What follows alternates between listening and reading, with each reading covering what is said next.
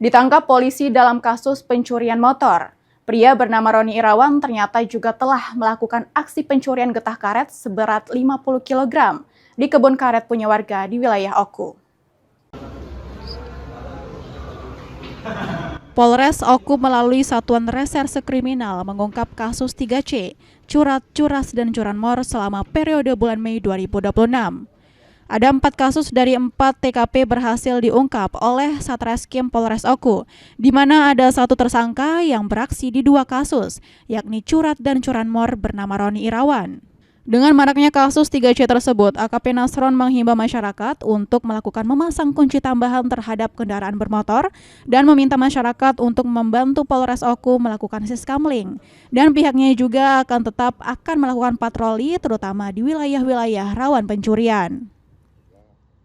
Menghimbau kepada masyarakat luas, yang pertama untuk dalam memarkir sepeda motor agar dipasang kunci tambahan, itu yang pertama. Kedua, mungkin kami juga dibantu kepada masyarakat untuk melaksanakan siskamling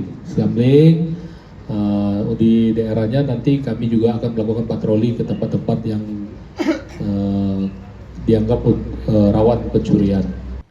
Ditambahkan AKP Nasron untuk para tersangka akan dijerat dengan pasal pencurian dengan ancaman hukuman pidana paling lama 7 tahun.